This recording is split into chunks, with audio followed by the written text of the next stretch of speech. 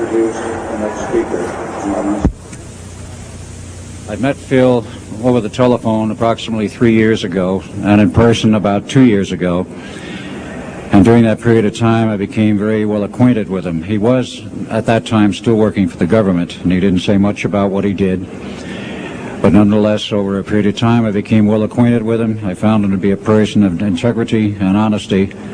And about 1 year ago, he became totally fed up with the New World Order and the establishment. He thought he was working for the betterment of mankind and the work that he was doing as a geologist for our government as well as for NATO.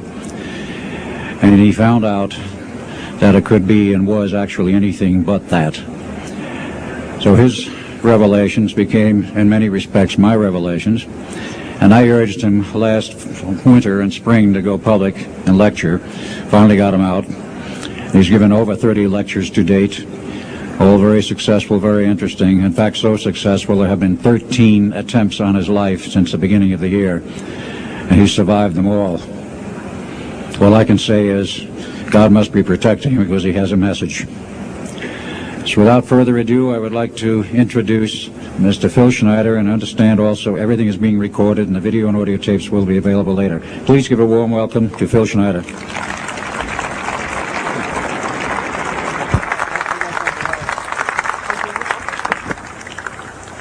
Thanks, Al. I guess I can always start off by saying loose lips sink ships.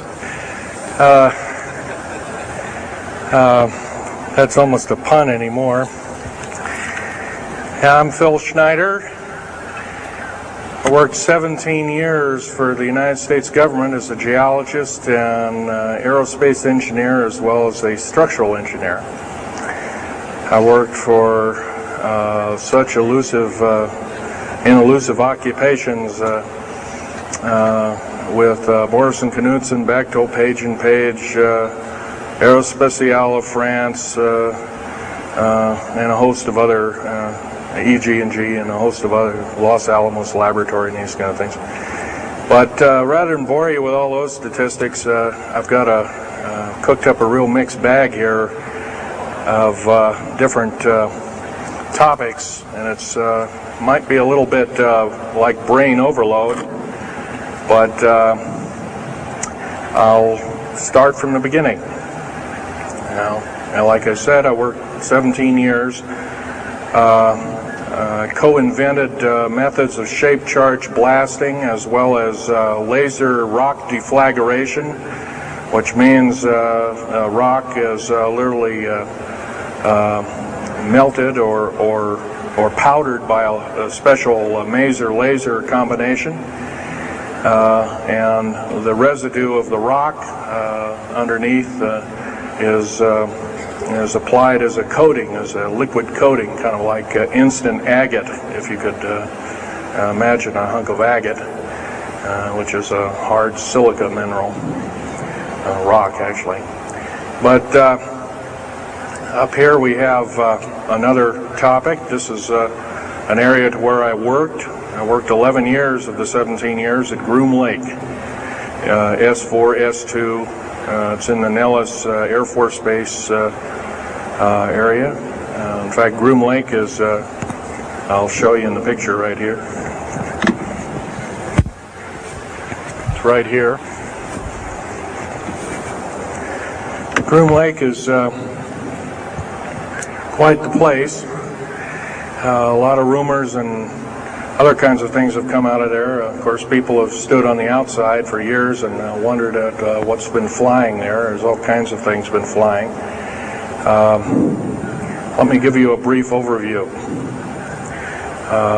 Start in ancient history land here.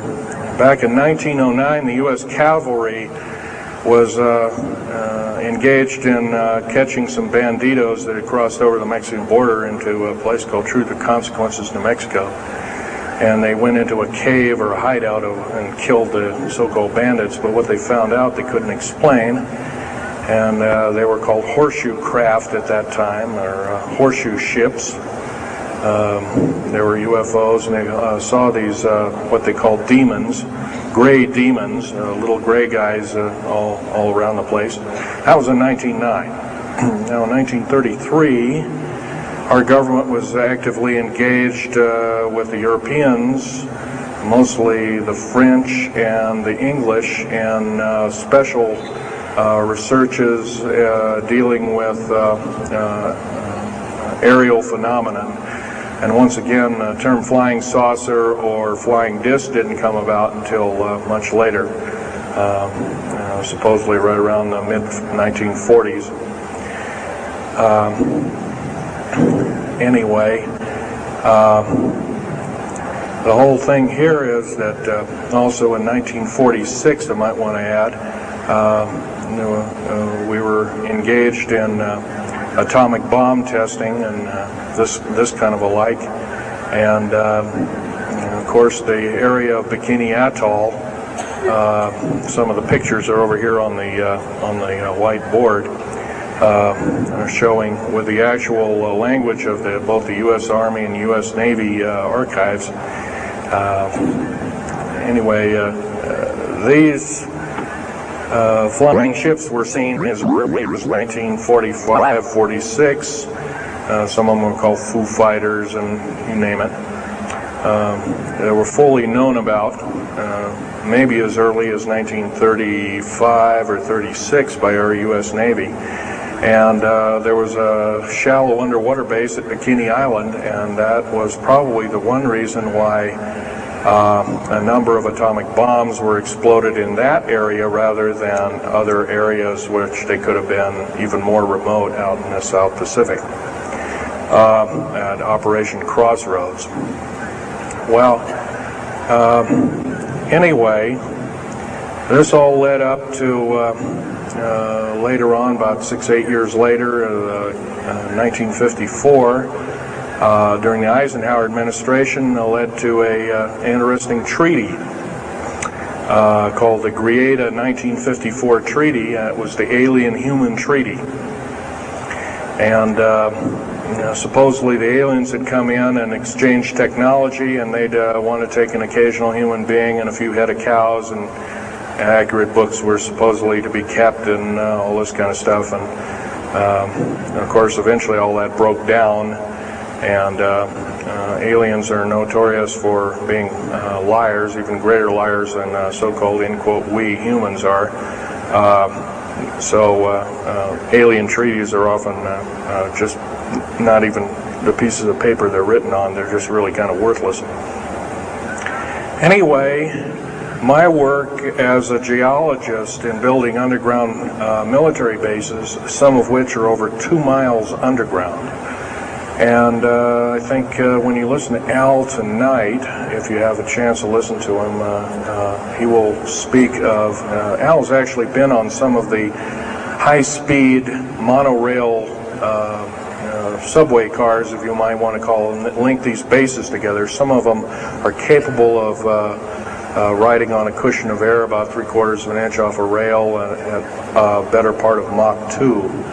And he's actually been on one of these trains. I've only been in one of the tunnels and helped build some of the tunnels. Incidentally, I helped work on 13 deep underground military bases. Had hands-on experience. Notorious was the one in and around the Dulce, the southeastern and southwestern sides of Dulce, New Mexico, in the Los Alamos laboratory regions, where we built some hermetically sealed rooms that were very deep, going down over a mile. We also built additions onto Groom Lake and S2 and S4 complexes. There are a total of 9 underground. They're called DUMBs. Like, you can learn a lot from this dummy, but DUMB stands for Deep Underground Military Base. And or a deep underground, DUM-2, for instance, is a submarine base, and I helped build a few of those too, which are off our continental shelves and then certain islands and out in the Atlantic and the Pacific in strategic locations. All this, I can hardly, in an hour's time, I can hardly squeeze all this in. So I'll be kind of rambling here if you just bear with me.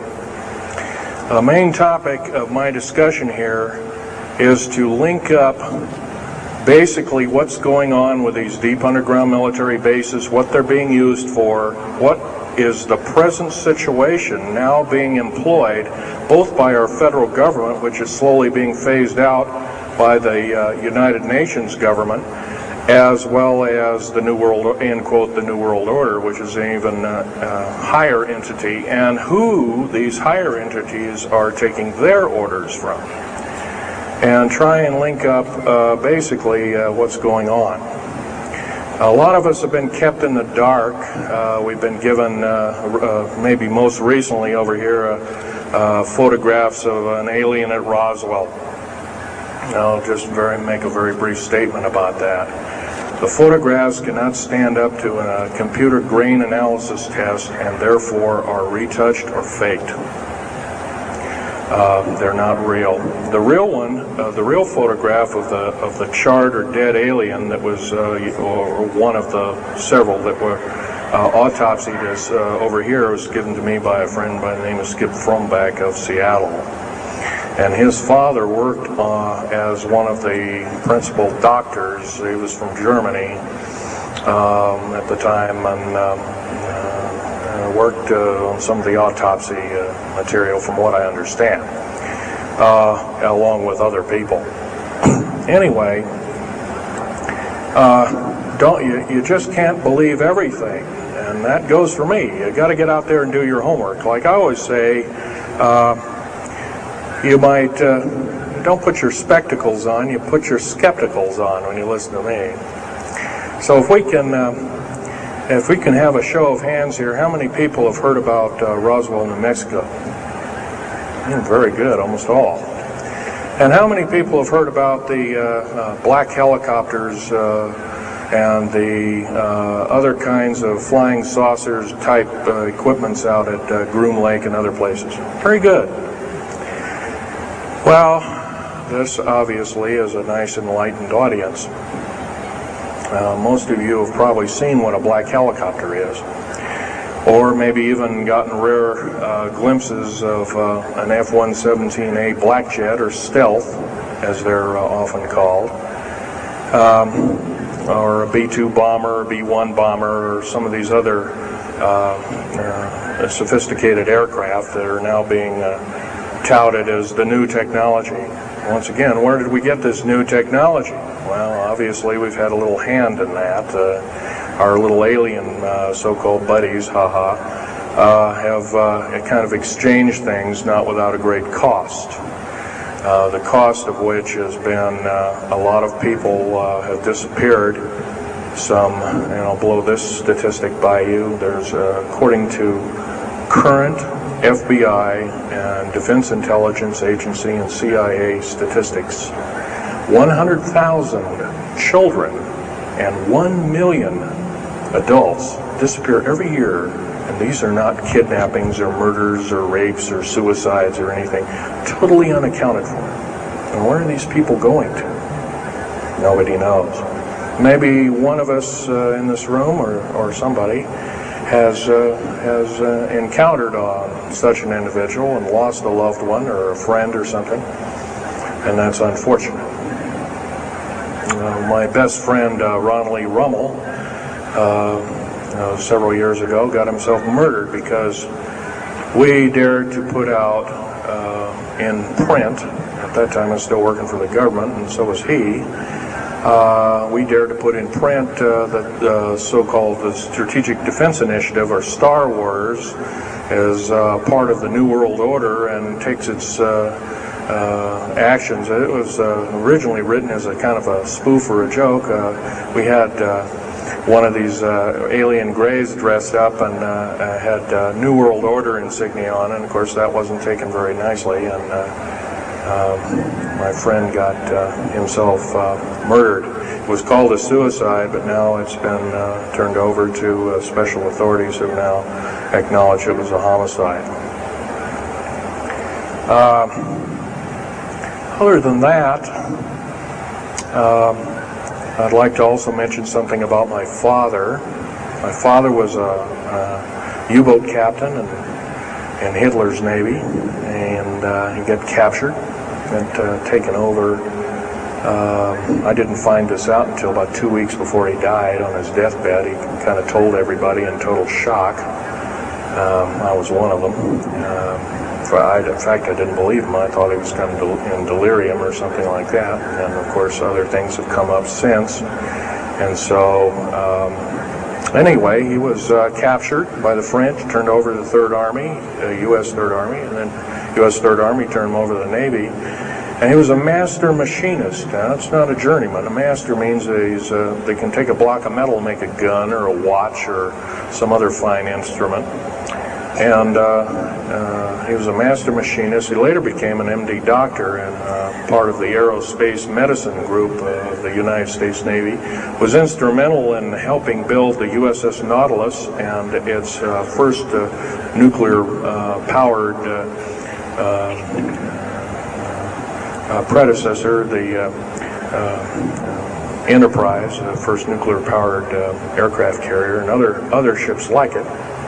He pioneered all the ways in building very small and miniature nuclear engines, and he even helped work later on in his life. He helped develop the infamous grid bed nuclear motor, which is now employed in some things that look like flying saucers that people claim are flying saucers. Yes, we, in quote, the United States Air Force and other armed forces, are training other European forces to fly unidentified, or now identified, or, in quote, flying saucers.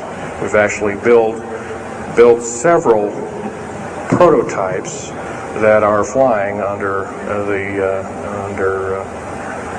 names of black craft. My position as a geologist and engineer got me to see a lot of things in the world. I've been in over 70 countries. Also worked for NATO. I carried a level 3 security clearance with a rhyolite factor. Rhyolite is a hardened factor, only given out to a handful of civilians and maybe a couple of hundred military men worldwide. I thought I was doing the nation, the United States, as well as the world a favor by, I thought I was kind of keeping my end up. Well, it didn't work out that way. I was to later find out that these underground bases are now being employed as strategic bases for, in case there is martial law in this country. Right now, our military professors that used to be in war colleges and the like are training people like ex-Russian KGB and Spetsnaz people right here on American soil. I've seen it with my own 2 eyes, along with other people, other geologists. By the way, I'm still a geologist, still do geological survey work. However, I don't work for the government anymore. I took my security clearance and all my government stuff and cut it up and sent it back to the, pardon my French, SOBs. When I found out that a number of these 131 deep underground military bases are being used to subvert the Constitution of these United States and its people, I says, that is enough. I can't possibly be connected. Oh, well, Mr. Schneider, you can't quit, they said. Well, I says, yes, I can. I'm an individual, I'm going to quit, and I'm walking off the job. And he says, so I got arrested and casually told, well, you got to finish a job. And so I caved into that part, and I finished 3 weeks, and then at that time, my father was dying, and I was allowed home, and I never went back for my paychecks. Don't intend to either. These people are beginning to show signs of being our utmost enemy. I'm talking about military people now engaged in training foreign troops on American soil, clearly against the Bill of Rights and the U.S. Constitution. It's why we formed a government, why our forefathers formed a government, a republic of these United States in the first place, way back 200 plus years ago. Because the drawing and quartering of soldiers, taxation without representation, law by edict, otherwise known as today's version, executive order, among other things. The very reasons that we became, in quote, free, a free republic, a free society, possibly one of the greatest nations to ever be a nation on this earth,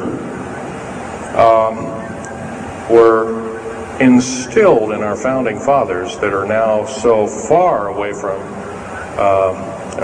the people now running our federal government structure. So I'm here today to touch upon a number of subjects. One being that these underground bases are roughly over 3 of them per state. There's now, instead of 12 prison camps, there's 39. That's almost 1 per state. They're building 2 prison camps every 7 months. They're building 2 underground military bases every year. Each one of these military bases, by the way, these underground military bases, they cost somewhere between $17 and $26 billion. They employ 1,800 to 10,000 workers each in varying grades of skill. They gobble up totally through the black budget, over 1/4 of the black budget, or roughly $310 billion. Of course, you may say, well, where are these figures coming from? Well, the black budget, as we know it, in quote, black projects, which anything called black is significant of hidden from Congress, hidden from the American people, and very few people are even in the know about it at all. But black budget per year garners over $500 billion a year. And it's these kind of huge quantities and sums of monies are garnered through CIA drug activity, National Security Agency clandestine operations, mostly in Panama and South America. Now also engaged in Russia in bringing and refining strategic metals. By the way, you might want to ask, where's all these kind of interesting new metals coming from? Over here on the whiteboard we have the new periodic table. It's got 140 elements. Now in our high schools of today, I was in a high school about a week ago, I saw a new periodic table had 105 elements on it. Now somewhere we're not being told the truth. We're being lied to at every turn and every corner. We're considered less than morons. So the government has made itself an entity, an independent taxing body, an entity into itself, and isn't accountable to anybody, not even the so-called New World Order. They just go ahead and do everything willy-nilly as they please. There's nobody checking. You don't have to worry about this. Occasionally there's a senator who pokes a nose in here and there, and that senator finds out either nicely or not so nicely that you don't do things like that. Now, if we're to gain a grip on our country, if we're to take our country back, we must first ask our public officials if they cannot tell us the truth, and we will impeach them, or they will be impeached, or they'll be tried as traitors. This is pretty stiff language. Already it's slowly beginning to trickle out and to occur to a number of people that this may be the only way out. Also, our founding fathers, George Washington, Patrick Henry, and a few of the other ones, came up and said that you don't want to let the beast out of the box. And they were talking about a runaway government. You don't want to allow your government to become like England. at that time. And so they warned us about this very same kind of thing. First of all, the United States is not a democracy. It's not a republic anymore. It should be a republic. That's to the republic for which it stands, one nation under God. Why we can't even pray in the public schools anymore. We have to have a Supreme Court judge or group of them, plus Janet Reno and company, among other things, telling us what to do. Interpret for us as if we cannot read with our own two eyes and understand with our mind. This, of course, is bad policy all the way around. And I guess I don't need to blow that by your ears. Okay, on another subject, I have a number of items up here at the table. One of which here is, I can show it, is a heavy hunk of rock indeed. It has a weight of about a little bit more than a pound, 2.5 times the weight of uranium. It's not radioactive, can never be made radioactive. It's composed of earth, rare earth, clays, and powdered metals, as well as an alien element, mostly from crashed, retrieved flying saucers and those of the kind that have happenstance to crash in our deserts and backyards, so to speak. It's called Muronite. This is employed in every stealth aircraft, every black jet, throughout the black budget. Also in the very small quantities in the skins of black helicopters. Muronite. Here's another thing. Here's a piece of probably the purest titanium you'll ever hear or see. It's so pure, it's also composed with other alien elements to make it extremely tough. It's capable of withstanding temperatures in excess of 7,000 degrees Fahrenheit. Our new Phoenix-class submarines, of which we're building 2 a month right now. Phoenix-class submarines is a black budget program. Each one of those submarines costing $208 million just for the titanium hull, which is made of this material. Approximately 10,000 pounds of it. Now, we've got, supposedly, as of the data right now, we've got 106 of these submarines. They're plying the waters and the waves. They can dive to a depth of over 7,000 feet and hold that for 3 months. It's a fantastic submarine indeed. It has 11 grid-bed nuclear motors on it, engines, that run everything, purify the air. And, by the way, these aren't your usual nuclear motor installation. They're very small. They're probably no bigger than this podium,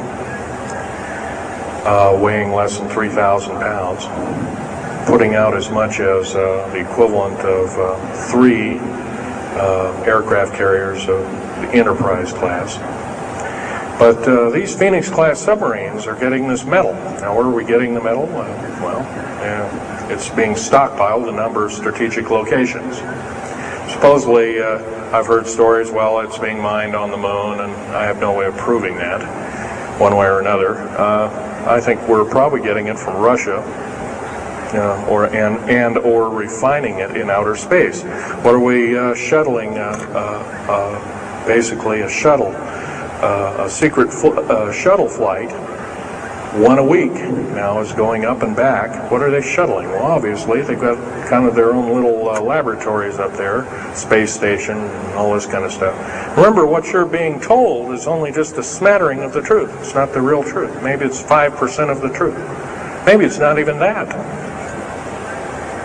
You can rest assured you're not getting much. Another strategic metal is this particular bar with some strange crystals on it, the scalenohedral crystals of niobium, titanium, rhenium, copper oxide. This complex group of elements, not found on the Earth, in specific quantities. This was developed at Los Alamos through EG&G and other outfits. Are employed in all black jet aircraft, all of them, including the, in quotes, sport model, the little flying saucer we occasionally see over at Groom Lake. And by the way now, if we happen to be with a video camera, taking pictures of the so-called area around Groom Lake, it's now, you can get your equipment confiscated, your car, your house. You're considered the same thing as a drug dealer, and you'll go to jail for up to 5 years, and $1 million fine. I personally don't think this is what I'm hearing. I just don't think that this kind of punitiveness is what we need in America, and we have to get rid of it. Otherwise, we're going to die with no America. Here's some other elements. Here's a very light element. It's composed of lithium metal, as well as an alien element, a little heavier than hydrogen, but a little lighter than helium, also employed in this. It's used in secretive methods of propulsion. And it also is in a peculiar scalenohedral crystalline form. And anything scalenohedral, and by the way, a scalene triangle is no side is equal to another side. A scalenohedral metallic crystalline structure is definitely an alien element, or alien technology converted over to our own technology. These were given to me about a year ago. They're called alien or aurora drops. It's supposedly the skins of the black jets, some of the ones that are coming in at very high rates of speed. They're still glowing red hot to white hot, and they'll sit out there and cool off, and they're dripping their material off of them. And it's kind of like a rubberized coating. It's not rubber, I can tell you that. This is hard as lava rock, or harder, capable of withstanding tremendous temperatures, but nonetheless some of it sloughs off every time, and so they just kind of scoop it up and throw it in the trash can. There are a few pieces of it. Here's one of the hardest so-called man-made rocks. Once again, it's got a number of alien counterpart. It's got an alien crystalline structure to it, very advanced. It's about 11 times harder than a diamond, about 70 times stronger than a diamond, capable of standing temperatures in excess of 10,000 degrees Fahrenheit. It is employed as very thin coatings or windows, tiny windows, in hypersonic aircraft that exceed Mach 5. Here's an interesting artifact. Right here in this hunk of rock, which by the way was an old 100,000-year-old chipping tool found in Syria, Jordan rather, excuse me, is a imprint of, it looks like a fossil, but it's not. It's an imprint of a small mechanical part with exactly 360 kind of little rotor blades. Well, this rock is 220 million years old. Who was making machines 220 million years ago? Maybe von Däniken was right after all, huh? Here we have a actual piece of agatized fruit, or it's similar to a lime. It's even been pecked by a bird at one time, and that's still there. So it was instantly turned to agate. It is the same agate or chemical structure as material found at Hiroshima and Nagasaki after the A bombings in World War II, where grasses and flowers and petals of flowers and other kinds of things were instantly petrified, turned to agate. It is the same identical crystalline structure. However, this particular piece is about 20 million years old, and it's still got its original green coating, and it's basically unchanged. Perfect condition. Likewise, here's a garlic plant about somewhere between 20 and 35 million years of age, and once again it's got that same pink agate coating. And here are some pieces of the metal skin from the crash disk at Roswell. It was given to me when I was 14 years old. My father was visiting one of his old friends in the Navy archives, as well as he was in the Royal Navy in England. And I, as a 14-year-old boy, I says, "Gee, Dad, can I ask Johnny something?" "Oh, go ahead, ask him. Get anything you can from him," that kind of thing. I says, "Well, gee, Johnny, well, do you think I can have a piece of this metal?" "Oh, no, you can't have that." And I says, "Oh, give it to the kid. What the heck? He won't have it very long anyway." Well, I've had it all this time. It's kind of a unique thing. They were able to break the skin of that craft, by the way, by dropping it into a bath of liquid nitrogen, hitting it with a mechanical or hydraulic hammer, and it shattered into little bits. And it was later analyzed and adapted for our own technology. All these artifacts are fine, but once again, the main part of this talk is, where's it all leading to? We get very little spin-off to where any of this is leading to. Occasionally we'll get a new computer, or maybe a quartz watch, or some little trinket, kind of like giving the Indians beads a couple of hundred years ago. Well, we're getting these little spin-offs. But the black budget still rolls on, garnering up over $1 trillion every 2 years. It's somewhere between 1.023 trillion and 1.31 trillion dollars every 2 years. And every year it goes by and the black budget is unchecked, unaccounted for, it's just subverting our country. That's number one. Number two is that these underground military, first of all, if there was something like a nuclear war or there was a definite enemy out there where we were going to be under attack, like from China or someplace like that, I could see maybe a couple of dozen underground bases for a government, and so it could theoretically rise up like the phoenix out of the ashes. Well, not 131 of these, and if you were going to so-called round people up and put them in prison camps, what a better prison camp than underground, where nobody knows where it is anyway.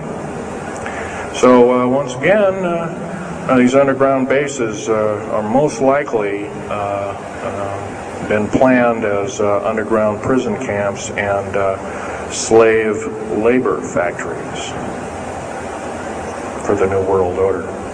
New World Order, by the way, is getting, and I'm probably the only person ever talking about this, the New World Order is taking, and the United Nations is taking its orders from, believe it or not, these more powerful outer space alien entities. We might call them the large grays or the small grays. Sinister forces indeed. And you might want to say, well, gee, how come we don't see more of this kind of thing? Well, you can just imagine. If you're only being told 5% or less of the truth, that isn't very much to go on. That's one thing. Another thing is you don't find very many people coming up here and letting you have hands-on experience. I'm going to try and do this to you. However, I do ask you to go out and do your homework and keep doing it. Don't necessarily believe in what I'm saying, but get out there and talk to people. Whether it's just a couple of neighbors or friends or something, get out there and talk. Because one will tell two and two will tell four, and then pretty soon you have a whole room full of people that are in the know.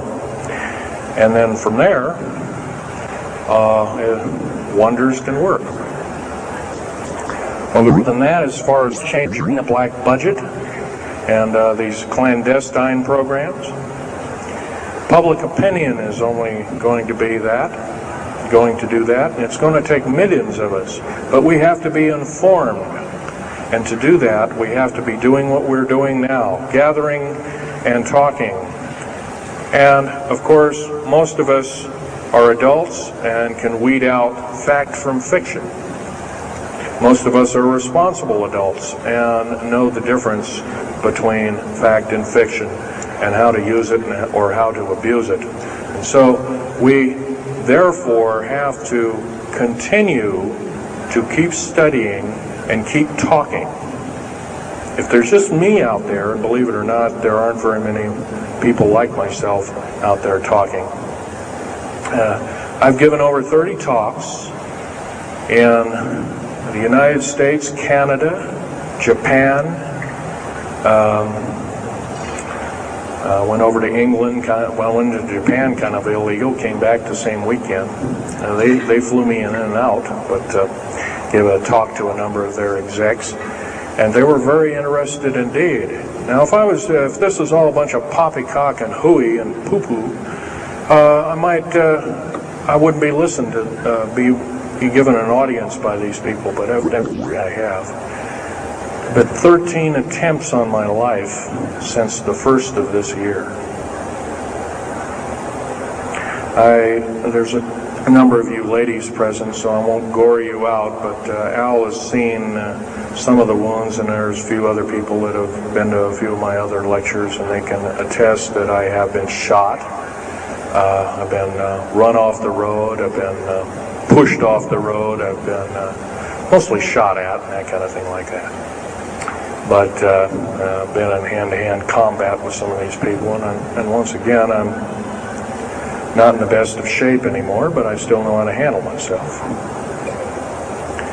And I'm just about ready to wrap things up here, but just basically wanted to give you an overview of what's happening. And if we have any questions, we can start asking a few questions. Okay, here's a gentleman way over here. Would you please speak up loud?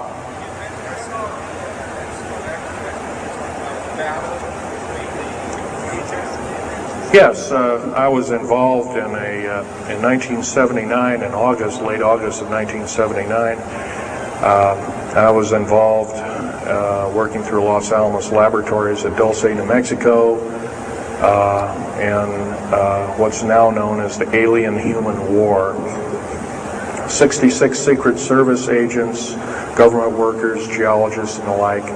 I almost bit the dust. I could have been number 67.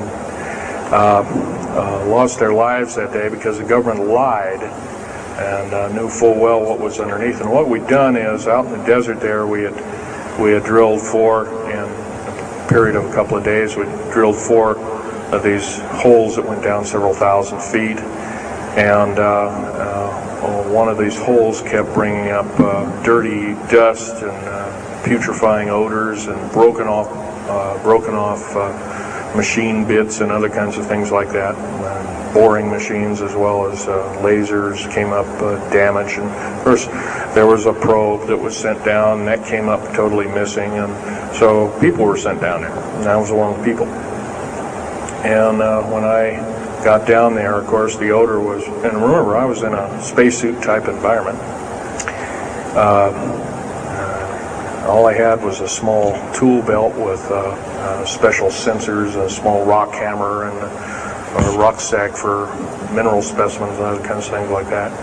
And I had my little pistol. And being an engineer, didn't have time to carry a big hunk of pistol like most of these Green Berets carry, stuff like that, black berets. I carried a little Walther PPK with a 9-shot clip. As soon as I got down this hole, standing about from me to this gentleman over here in the front row, about 10 or so feet away, 7 feet away, something like that, was one of these 7-foot-tall stinking alien guys. And I didn't waste any time. I said, I'm not fiddling with you guys, and boom, away you go. And I was one of the rare few that had been allured that this may or may not occur, and so basically was given ET training, but a lot of these other people weren't. And we were, in fact, it was asked, are there aliens in the area? And of course, the big question was no. And that was a big lie. And of course, 66 people died that day. I have a big hole in my chest. I lost a lung. My lung was literally burnt out of me. My fingers burnt off of me. My toenails burnt off of me. My skin was, I was in radiation isolation therapy for 400 plus days. My bones were vitrified or burnt. I was cooked. I managed to survive. Here, telling you something about it today. But other than that, I'm the only talking survivor. There are only 2 other survivors, and they're in nursing homes up in Canada. And Canada refuses to allow the United States officials to talk to them. And they're in very bad shape indeed. One of them can't talk, and the other one doesn't want to. So they're regarded as Canadian heroes, and so they're being kept by Canada. Okay, this fellow over here. Speak up loud. Okay, are there any bases, Actually, yes, there's several. In fact, as I was coming to this talk, I was supposed to be here by plane, but there was a subsequent foul-up. Anyway, I drove all the way and did it in one day. But as I was coming over up near Cheyenne, I noticed the military, Air Force and the Army are building a so-called new, in quote, boot camp, prison camp, right up in Cheyenne, brand new. And I was here 3 months ago, I wasn't there. So it's something brand new. In Colorado, yes, there's about 4 underground bases, one being at Denver International Air Base. I call it Air Base, Spaceport, or whatever you want to call it. Denver International Airport. No wonder your luggage gets lost. There are 8 levels underneath the airport, tarmac there, in quote, tarmac or cement mac. And so those bags could be there for a damn long time. Why, just imagine, if this was instantly turned to agate 30 or more million years ago, those bags could very well be the same way. So yeah, there's a number of them. And I wish I had a map with me. In fact, in subsequent talks I'll have a map, which will be put on the overhead. In fact, my next talk I plan to have just that. I had planned to bring a map here and had all the latitudes and longitudes of all the bases, and I can't do that. That would be a nice jail sentence for me, so I didn't bring it. So, but other than that, I'll have that all researched for you. Yes, this woman.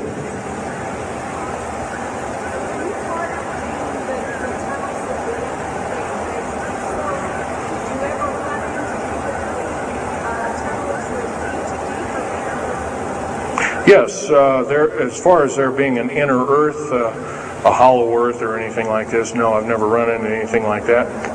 However, Al Bielek has been on these tunnel trains at the better part of Mach 2, going from coast to coast in an hour and a half, faster than any jet plane that we got, including the SST,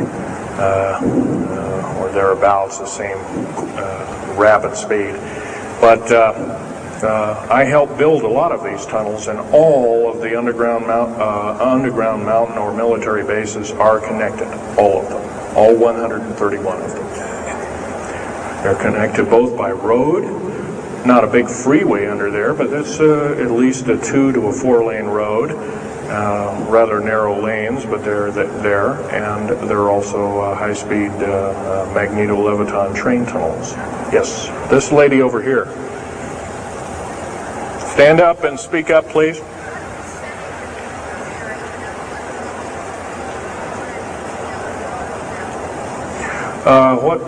What levels of military personnel know about this?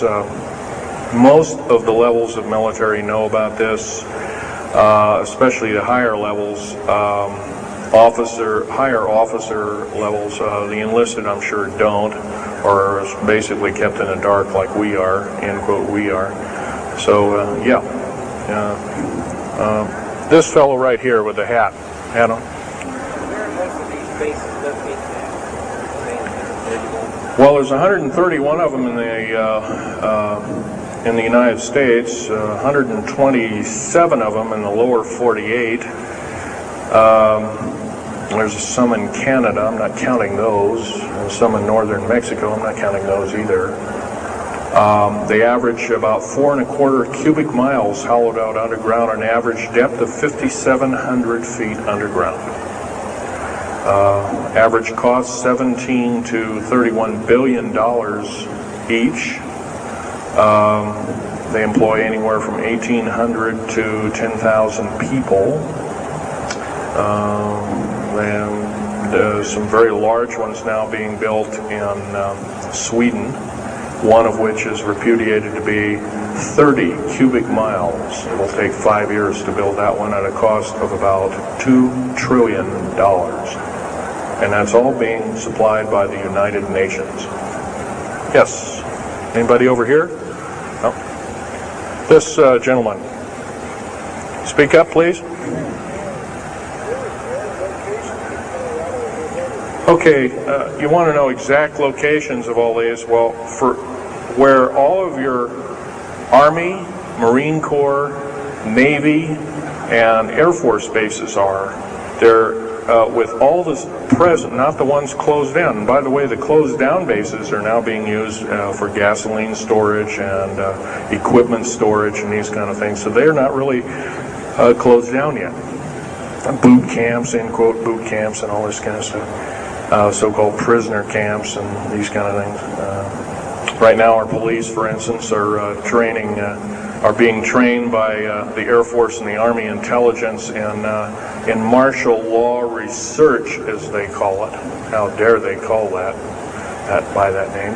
So where these are, where every one of these strategic bases are now. In Colorado, in around Denver, there's 3 of them, and they're fairly small. Some of these bases are only maybe 2,000 to 3,000 feet in depth. Some of them were built a long time ago, back 35, 40 years ago, and they're only maybe 500 feet, and they're mostly for equipment storage. Denver, and then there's Fort Collins. There's also Colorado Springs area has a number of them. By the way, Colorado Springs is kind of a famous area. Nikola Tesla's laboratories were in Colorado Springs, and need I say more? I'll leave that up to Al Bielek. As far as Nellis Air Force Base, there's 9 underground mountain bases in Nellis Air Force Base. That's in Nevada. It's north of Las Vegas. There's going to be a UFO show and conference in Mesquite here later on this month, and that's up very close to, end quote, Area 51. That whole area, by the way, the state of Nevada is 81% end quote, managed or owned by the federal government. The land is either restricted or run by the federal government. That's why there's groups rising as we speak, dealing with the problem very vociferously, and senators are now getting involved. So evidently waking up is occurring. Yes, this gentleman over here. Speak up, please.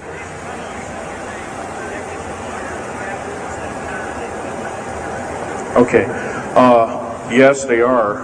The gentleman asked, are these tunnels connected to large caverns? Yes, these large bases are basically like this Coliseum. Everything's underground. Everything's a city underground. Most of these bases both have military bases, and they have all the accoutrements of life.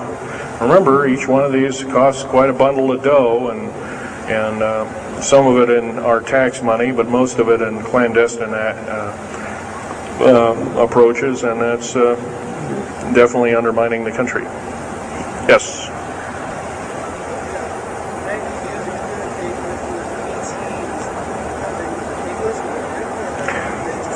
Well, some of them have a difficulty in understanding our language. It's too slow to them. If you've heard whale songs or bird chirpings at high speed, it's about what these aliens sound like audibly to us, so it's a bunch of gibberish. Yes, they've slowly actually broken down. There's 11 prototypes or 11 civilizations of aliens visiting this planet all the time, all of which are known by the U.S. military, 9 of which are not very good indeed. They're pretty bad news. 2 of which are benevolent, but the benevolent ones have supposedly left. They have their own little war of sorts, especially the Pleiadian groups and whatnot like that, of which Val Thor was repudiated to be a Venusian, but other people have learned he looks more like a Pleiadian. He looks normal human, except he's got 6 fingers and toes. He's got one oversized lung. He's got 2 hearts. He's got all kinds of weird stuff. Bones are bigger. Yep.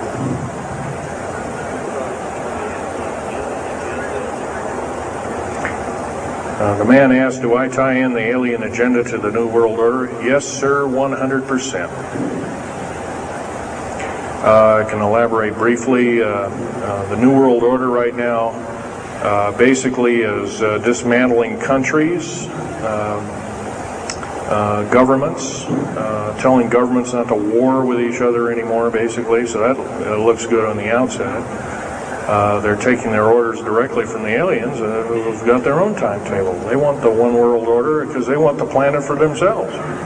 And, of course, you've often heard of the term Global 2000, and that's a supposed sinister plot, or has been a group of sinister plots to produce biological weaponry to reduce or thin out the so-called ethnic cleanse the population of the planet by 5/6, or roughly 5 of 6 billion people, enslaving the rest to work willy-nilly with the so-called people of the New World Order. Now, another peculiar thing is the alien agenda is not really well believed nor understood by a lot of these one-worlders.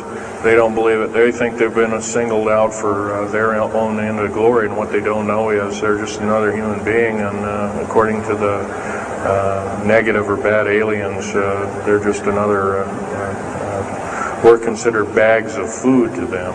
They don't eat us like we think of a cannibal eating a hunk of meat, but they use our glandular secretions as part of their food base, our blood and our glandular secretions like adrenochrome and other kinds of things like this. And in fact, the Atlanta Center for Disease Control has figured out ways that we can combat this and all this kind of thing like that.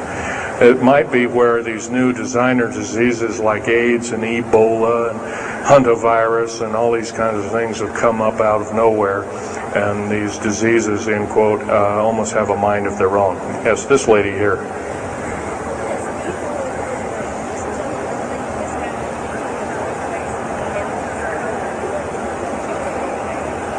Okay, lady asked, is the tunnel building having an effect with earthquakes? Yes, it could very easily be, although got to remember a lot of these underground bases are constantly being repaired, and so a lot of people have to be hired. As far as the U.S. government, second part of her question was, is the U.S. government modifying our weather? Yes, that's an affirmative. And we have, the U.S. government's been working with the Russians for at least since 1972 and maybe as early as 1966 on weather modification, and it's a well-known fact, and it's well employed. And by the way, they can literally weather modify a hurricane or a tornado out of existence. And the reason they don't do it is pretty obvious. And right, or they could actually send a plane inside of a hurricane, for instance, that would blow off an atmospheric bomb or a shockwave bomb in the eye of the thing, and it would completely dissipate. Well, they don't do this, of course. And, there's probably other reasons for that. See which way it goes, or what kind of havoc, and how we can study the havoc, and we go from there. This fellow way in the back in the black. How do we learn more about our general topic? Well, there's this particular fellow, his name is Richard Souder, PhD. He wrote a book recently, Underground Bases and Tunnels, What is the Government Trying to Hide? That is one book. Then we have here's a popular science article, Secret Air Base. The government doesn't want you to know that Groom Lake, supposedly Groom Lake doesn't exist. Well, I guess if it doesn't exist, then me talking about it, I guess I can't be arrested or anything. I'm just full of poppycock here. Well, the editor, one of the editors of Popular Science that put this article out is now in federal prison. Then there's a book that called Stealth Fighter Pilot. These books are available. I got this one at Dalton's. This one actually was sent to me by the publisher. I did some test piloting, and the only thing I test piloted was would run the aircraft back and forth on the runway, the special runways we built at Groom Lake. There's a picture of me in uniform. And I can go on. And these publications are out now, and they're available. Yes, this lady over here.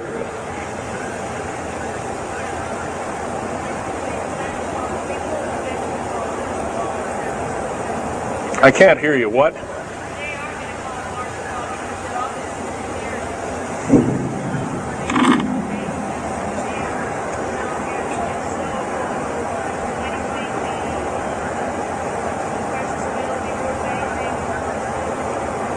Okay. Okay, that's kind of a mixed bag question there. She asks, with martial law being called, will precious metals and all these kinds of things. First of all, hoarding anything will be outlawed. If you hoard food, have a radio, any way of communicating, stash gasoline, these kind of things, you will just be rounded up and that'll be the end of you. Martial law is martial law. Martial law is dictatorship of the worst form, or one of the worst forms. And her other part of the question, if I got it right, was when's the alien takeover? Well, the alien takeover right now is, and probably will be for probably the next 20, maybe 30, 40 years, will be basically in the background. The idea is to get the one world beast-like government order in place, and to thin out the population of the planet. And then, of course, then all heck will break loose from then on. And whether it is, I don't often mix Bible and talk, but some people have alerted, well, this is already mentioned in the Bible, blah, blah, blah, and all this kind of stuff. Well, that may be, but all I can tell you is I've been face to face with one of these sinister characters, or a couple of them, saying the least, and most people would, just the shock of them seeing such a thing would cause them to not be in very healthy mode, frame of mind, as physical as well as mental. This man here in the blue coat.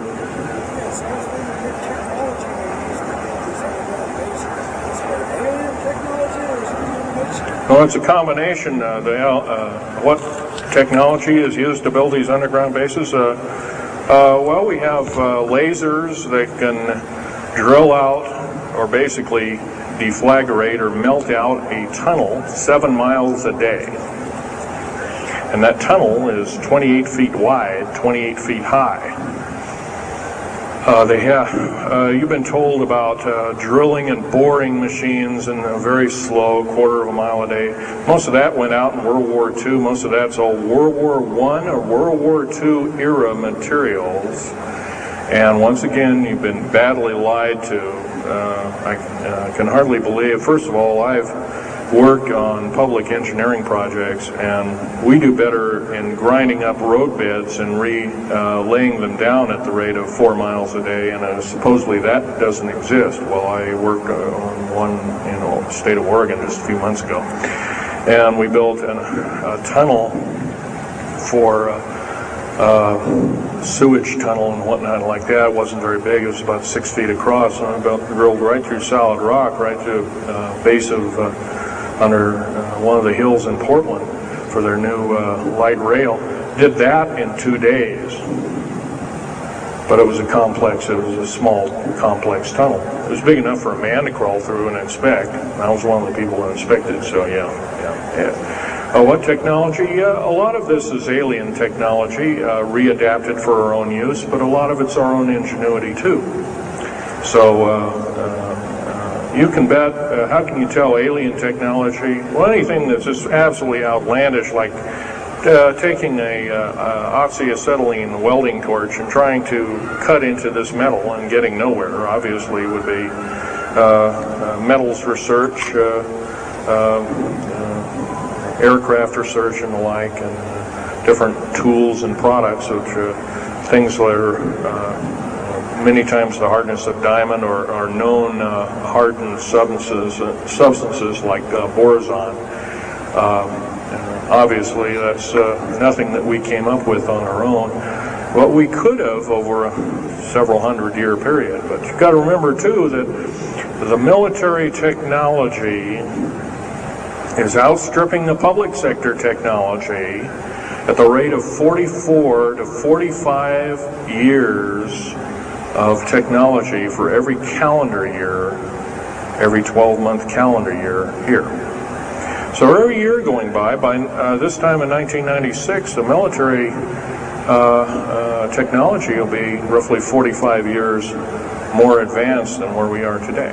So it's quite possible that way back in 1943, the U.S. Navy not only caused the ship to disappear, it literally disappeared and reappeared. Basically, military technology right now is about 1,200 years more advanced than public state technology. And computer technology right now, it's off the scale, I can't tell you. It's just right now, and employing just in black jet and stealth aircraft, the new computers are so completely advanced that we couldn't get them in the public sector for maybe another 40 or 50 years. Yes, this lady here.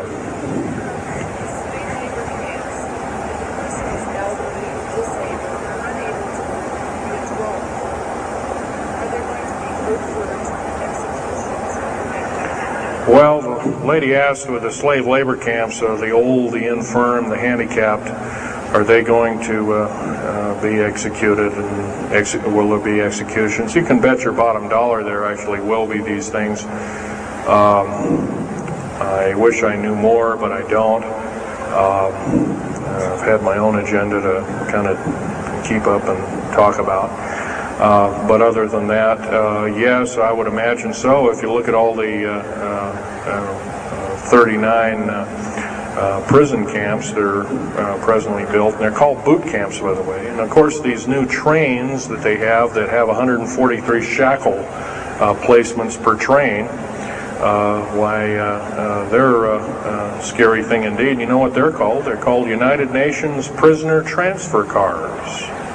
Oh, that's an appropriate name, I guess. Well, we got to wrap it up here. They're telling me it's time. I'll take one more question. This lady over here.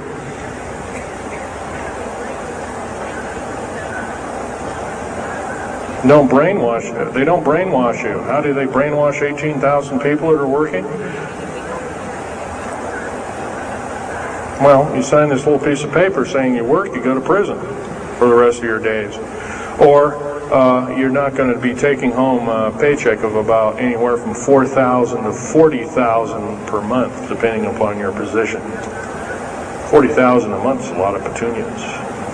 Okay, well, I got to wrap it up here, folks. So I'll be over in Al Bielik's booth. I think it's over in booth number 125. I could take other questions there and let you take a look at artifacts. And once again on these artifacts, in a very few minutes, don't handle them, just look at them. Thank you very much.